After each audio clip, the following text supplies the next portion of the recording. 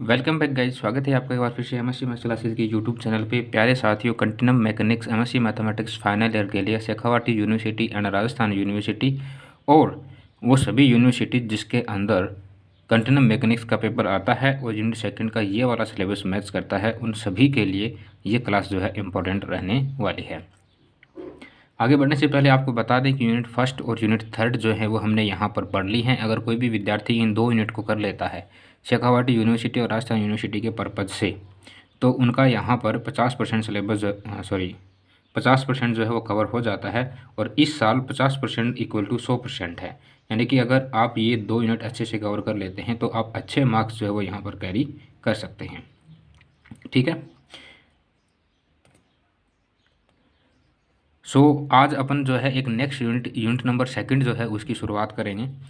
और आगे बढ़ने से पहले आप सभी से एक रिक्वेस्ट है, अगर आप हमारे चैनल पर नए हैं तो प्लीज़ चैनल को सब्सक्राइब कीजिए, अपने दोस्तों के साथ ज़रूर शेयर कीजिए ताकि उनकी भी थोड़ी बहुत हेल्प यहाँ पर हो सके।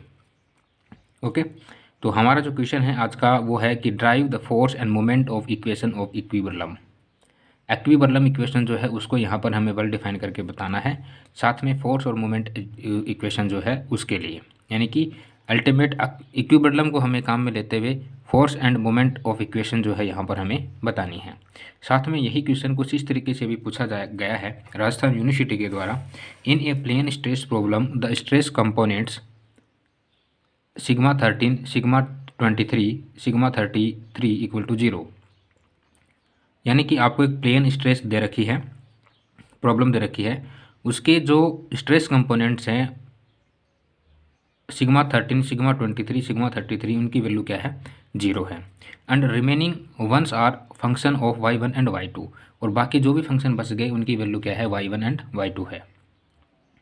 If the body force components and body movements are equal to 0, यानी कि क्वेश्चन के अंदर कहता है कि जो बॉडी फोर्स कंपोनेंट्स हैं और जो बॉडी मूवमेंट है अगर वो 0 है तो उस कंडीशन में हमें एक रिलेशन बताना है, a relation between the non zero stress components and a single function phi y1 y2।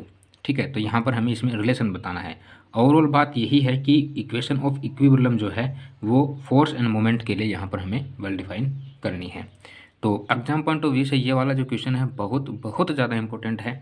ठीक है, यहाँ पर मैं इसको स्टार मार्क कर देता हूँ। क्यों कर देता हूँ, क्योंकि 2015 में, फिर 17 में, फिर 19 में और लगातार 20 में ये वाला जो क्वेश्चन है पूछा गया है। तो मुझे पूरा यकीन है कि 2022 यानी कि आने वाली ये जो साल है इसके लिए ये वाला क्वेश्चन वेरी वेरी इंपॉर्टेंट रहने वाला है। ठीक है, तो इसको बहुत ही प्यार से और सावधानी से अपन इस क्वेश्चन को करेंगे। ठीक है, छोटी छोटी क्वेश्चन है और बहुत ही मतलब इक्वेशन यहाँ पर बनेंगी प्यारी प्यारी सी, और आपको जल्दी ही यहाँ से समझ आ जाएंगे। तो यहाँ पर एक्सिस की बात हो रही है तो यहाँ पर एक छोटा सा डायग्राम जो है वो ड्रॉ कर लेते हैं। एक एक्सिस यहाँ पर हम ले लेते हैं, कोई भी एक्सिस आप ले सकते हैं। ठीक है, कुछ इस तरीके का। यहाँ पर ये y1 है, ये y2 है और ये y3 एक्सिस है। यहाँ पर सिर्फ बात हो रही है y1 एंड y2 एक्सिस की, y3 एक्सिस की यहाँ पर कोई बात नहीं हो रही है। यहाँ पर सिर्फ कंपोनेंट्स हमें जो दे दिए गए हैं। तो प्यारे साथियों, हमने क्या माना, हमने एक सरफेस माना S, ये कोई सरफेस है S। ठीक है, कोई भी सरफेस कुछ इस तरीके का है ना। इसके अंदर एक रीजन R है जो बाउंडेड है। क्या है, एक रीजन R है। R रीजन कौन सा है, ये वाला, ये एक R रीजन है जो बाउंडेड है इस सरफेस के अंदर। ठीक है, ओके भाई, ये रीजन R है, ये सरफेस S है, कोई भी सरफेस S मान लो जो बाउंडेड है जिसकी वैल्यू है dv। याद रहेगा, यहाँ पर ये जो फंक्शन है इसकी वैल्यू क्या है, f आयोटा। f आयोटा मान लो, और आयोटा जहाँ पर आ जाता है इसका मतलब ये है कि ये f1 f2 f3 कुछ भी हो सकता है इनफाइनाइट तक। ठीक है, और एक सरफेस और क्या है, कुछ इस तरीके का है ना।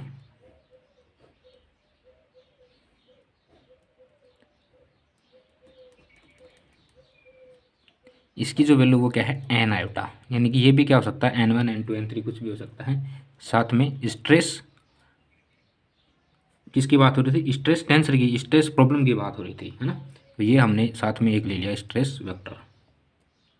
ओके, इसमें कहीं पर इसमें स्ट्रेस वेक्टर है।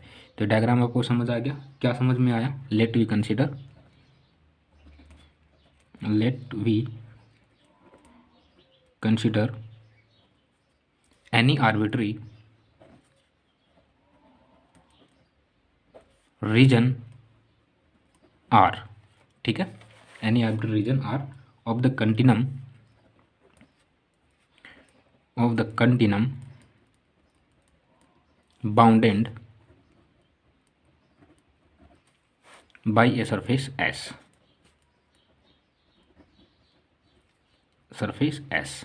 ठीक है, जो डायग्राम में है वही यहाँ पर हमने यहाँ पर लिखा है। The force equilibrium equation, the force, भाई फोर्स की बात हो रही है तो फोर्स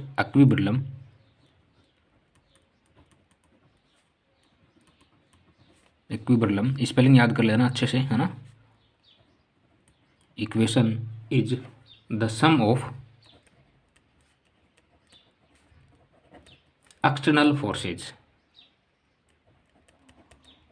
भाई जाहिर सी बात है, ये जो सरफेस है, ये सरफेस क्या करेगा, इस रीजन आर के ऊपर कुछ एक्सटर्नल फोर्स डालेगा, ठीक है, बाह्य बल जो यहाँ पर कार्य करेगा। तो उस कंडीशंस में हमारे पास integration of S sigma iota D S plus integration of R rho, यहाँ पर ये रो है, ठीक है, और एफ आयोटा की बात हो रही है तो F iota D V equal to 0। ये क्या है, स्ट्रेस वेक्टर है। तो एक चीज़, स्ट्रेस वेक्टर जो है, स्ट्रेस वेक्टर की वैल्यू क्या होती है, stress vector equal sigma iota equal to sigma J iota N J, ठीक है। सिग्मा आयोटा क्या है, स्ट्रेस वेक्टर है, सिग्मा आई जे आई क्या है, स्ट्रेस कंपोनेंट्स है, ठीक है। तो यहाँ पर अगर आप बताना चाहो तो आप बता सकते हो कि सिग्मा आयोटा क्या है, स्ट्रेस वेक्टर, ठीक है, जो हमने यूनिट में पढ़ा है 3rd में। और सिग्मा जे आयोटा ये क्या है, स्ट्रेस कंपोनेंट्स,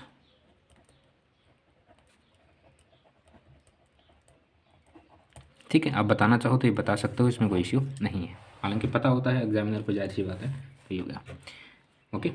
तो यहाँ पर सिग्मा आयोटा की वैल्यू क्या है, सिग्मा आई जे, तो जहाँ पर सिग्मा आयोटा है उसकी वैल्यू ये रखी जा सकती है, तो क्या होगा, integration of S sigma J iota N J D S plus region of R rho F iota D V equal to 0, okay. But यहाँ पर जब आप देखोगे तो यहाँ पर हम क्या करेंगे, गॉस डाइवर्जेंस थ्योरम जो है उसको काम में लेंगे। But we know that Gauss divergence theorem, ठीक है, क्या होती है Gauss divergence theorem, integration of S F N D S बराबर integration of V F dot del dot D V, ठीक है। एफ से एफ कटेगा, यानी कि जहाँ पर एन डी एस है उसकी जगह हम क्या कर सकते हैं, ये रख सकते हैं, डेल डी वी रख सकते हैं। तो एन डी एस यहाँ पर ये दिख रहा होगा आपको, तो इसको क्या करेंगे, गॉस डाइवर्जेंस थ्योरम का यूज करते हुए इस पर अपन यहाँ पर थोड़ा सा काम कर लेंगे, ओके। तो यहाँ पर क्या काम करेंगे, जैसा क्वेश्चन गॉस डाइवर्जेंस थ्योरम को काम में लेंगे, तो region of R sigma J iota J D V plus region of R rho F iota D V equal to 0, यही था, सिंपल था, ओके। थोड़ा ध्यान से देखोगे तो यहाँ से integration of R sigma J iota into J plus rho F iota और डी वी इक्वल टू 0, इसको इस तरीके से लिख सकते हैं क्या, सिंपल था भाई, डी वी को बना रहा है तो हमने यहाँ पर ले लिया, ठीक है। वेयर ये जो आर है ये क्या है, आर इज आर्बिट्री रीजन, ठीक है,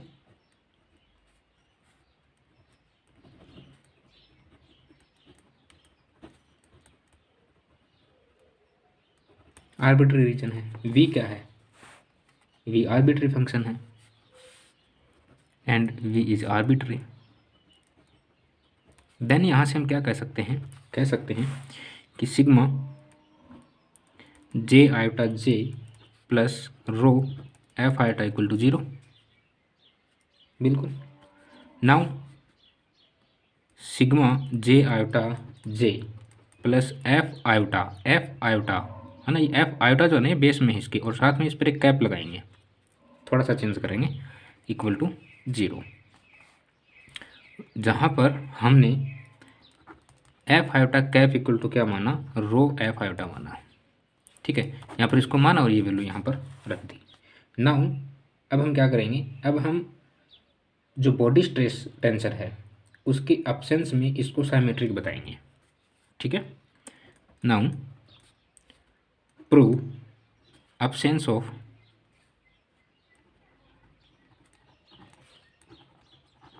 बॉडी स्ट्रेस टेंसर साइमेट्रिक। ठीक है, साइमेट्रिक बताएंगे इसको। तो इसके लिए हमें क्या बताना पड़ेगा, हमारा जो प्लेन स्ट्रेस प्रॉब्लम है ये क्या था, प्लेन स्ट्रेस प्रॉब्लम था, है ना। For the plane stress problem F iota cap equal to 0, then the equilibrium equation, then the equilibrium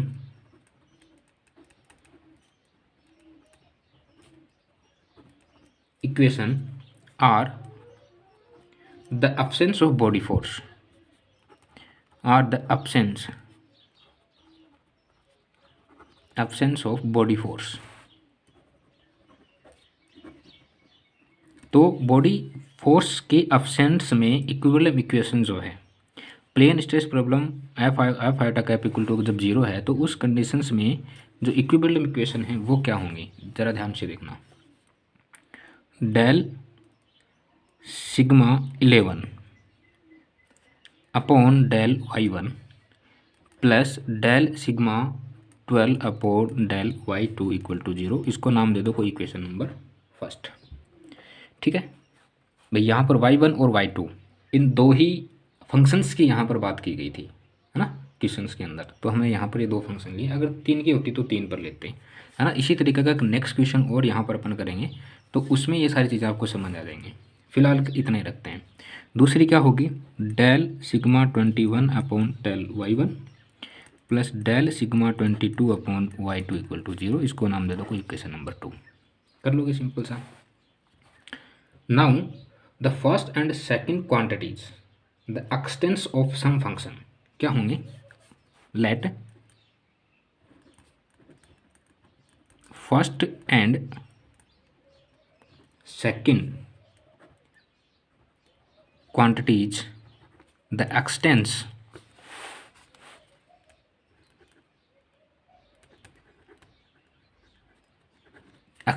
of some function।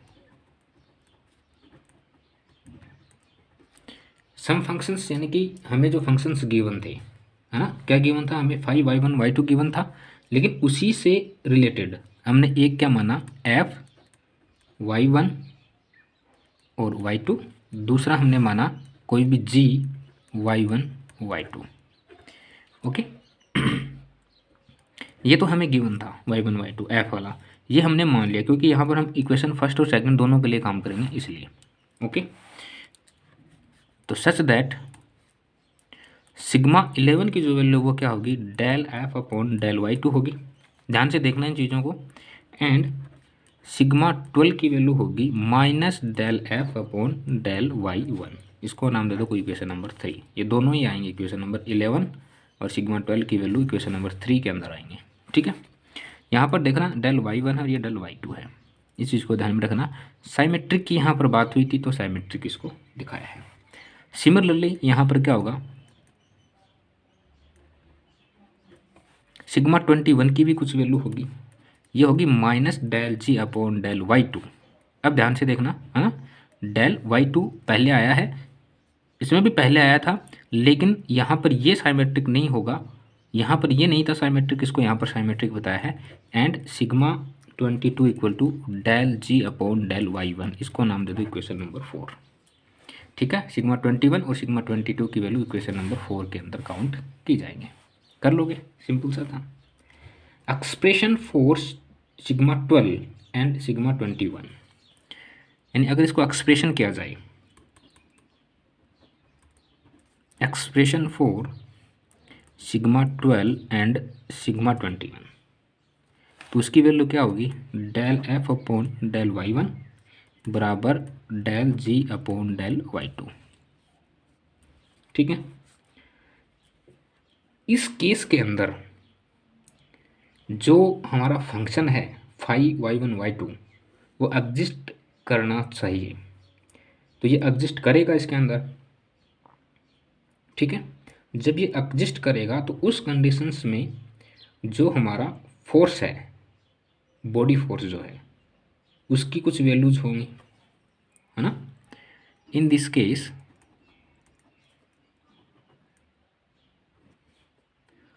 Function phi y1 y2 exist करेगा। ठीक है, क्या करेगा, एग्जिस्ट करेगा। अगर ये एग्जिस्ट करता है ना, तो कुछ वैल्यूज होंगी एफ की, एफ बराबर del phi upon del y2 and G equal to del phi upon del y1। बस थोड़ा सा ध्यान से देख लेना चीज़ों को। ओके, यानी एफ की वैल्यू मिल गई, जी की वैल्यू मिल गई, कर लोगे इतना काम, सिंपल सा था। अब हमें क्या करना है, एफ और जी की जो वैल्यू है वो इक्वेशन नंबर 3 एंड 4 के अंदर रखनी है, और वही हमारा क्या होगा, स्ट्रेस फंक्शन होगा। ठीक है, और उसी स्ट्रेस फंक्शन के लिए इक्वेशन जो हैं इक्विलिब्रियम होंगी। तो इतना सा काम हमें यहाँ पर और करना है, कर देते हैं, 2 से 3 मिनट में लगें। क्या करना है हमें, put the value of equation 3 and 4। Equation number 3 से sigma 11 equal to del upon del y2, F की वैल्यू रखेंगे तो del phi upon del y2, इसको सोल्व करेंगे तो del square phi upon del y2 square आएगा। ठीक है, ये किसकी वैल्यू है, सिग्मा 11 की। उसी प्रकार सिग्मा 12 की वैल्यू निकालेंगे तो minus del upon del y1 था, और del phi upon del y2 ये वैल्यू रखेंगे। ठीक है, एफ की, यहाँ से हमें क्या मिलेगा, del square phi upon del y1 y2, और साथ में माइनस है तो माइनस रखेंगे, साइमेट्रिक था इसलिए। अब एक चीज़ और यहाँ पे देखो प्यारे बच्चों, अगर ये सिग्मा 12 की वैल्यू है तो इसी तरीके की क्या होगी, सिग्मा 21 की वैल्यू भी होगी, है ना। तो हमें ज़्यादा सॉल्व करने की जरूरत नहीं, हम बता सकते हैं कि इसका साइमेट्रिक है, और साइमेट्रिक तो सिग्मा 21 की वैल्यू भी यही होगी। सिमिलरली यहाँ पर सिग्मा 21 की वैल्यू निकालें, है ना। अगर यहाँ पर सिग्मा माफ़ करना, सिग्मा 12 की वैल्यू निकालें, 11 की निकाली, 12 की निकाली, अब 21 की वैल्यू निकालें लाइक, तो वो क्या होगी, माइनस डेल, ये काम किया था हमने इक्वेशन नंबर 3 से, सिग्मा 11 और सिग्मा 12। अब ये काम करेंगे हम इक्वेशन नंबर 4 से, उसमें वैल्यूज रखेंगे y2 del phi upon del y1, इसको सोल्व करेंगे तो minus del square phi upon del y1 और डेल y2। ठीक है, और एक चीज़ और यहाँ पर मैं भूल गया, जैसे यहाँ पर ये डेल y1 था, डेल y2, तो यहाँ पर डेल लगाना भूल गया, यहाँ पर डेल लगा लो भाई। ठीक है, ये 21 बराबर सिग्मा 12, भाई इसका ये साइमेट्रिक है तो ये सिग्मा 12 हो जाएगा। अब यहाँ पे ध्यान से देखो, इन दोनों फंक्शंस को सेम है ना, अलग नहीं है। तो आप चाहो तो यहाँ पर सिग्मा 21 बता करके इसकी वैल्यू मत निकालो चाहिए, पर हमें क्या करना है, हमें वैल्यूज रखनी है इक्वेशन के अंदर, इसलिए हमने ये कार्य प्रगति पर किया है। ओके, अब इक्वेशन नंबर 4 से सिग्मा 22 की वैल्यू निकालें तो del upon del y1 values रखेंगे एफ की, del y upon del y1, ये क्या आ जाएगा, del square phi upon del y1 square. Okay, बस सिंपल। सो दैट यहाँ से क्या कर सकते हैं, phi is called Airy stress function.